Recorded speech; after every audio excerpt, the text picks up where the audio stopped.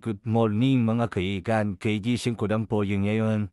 Antensya pa tayo. 6:05. Birthday pa natin ngayon sa work. Kaya maaga tayong nagising ngayon.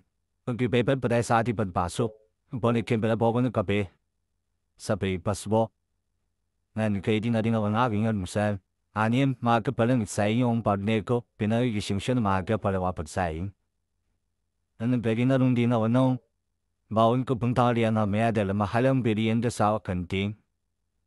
Wana araw ko pala sa work ngayon. Kaya binlag ko na.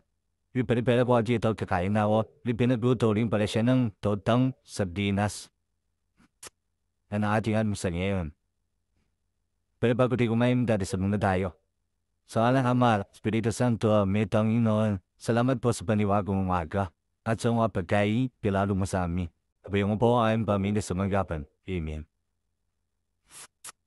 Papayin po tayo guys. Papaspawan po tayo dyan. Kasi, pamalit tayo. Isang nga pala akong OFW sa Pinas na nakangado po masyensu. Pero hindi ko alam kung paano. Dito po, hindi ko na rin aking mong limbaon yung tinagong ulang. Yan na rin ang baon ko nga may pangtakali. At dito pinaligo na ba mabisa umaliko 5 seconds lang tapos ang po umaliko. Yan po na rin nagapag bisnawat pinilady na ako ng baon ko magamit ko. Yan po yung nililady ko na siya.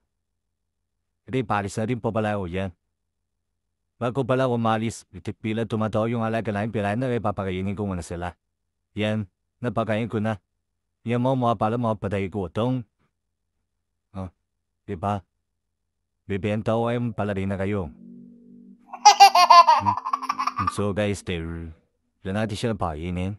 Hari siya tayo, malilim na tayo. Sete yan. Yan po, biglang may nag-text. Pre, wag ka munang pumasok Alay ngayon. Wala ko. pa daw tayo uniform. Di aabot ngayong umaga. Mamaya pa daw hapon ang dating ng mga uniform. Kaya bukas pasok, pre. Aha. Alay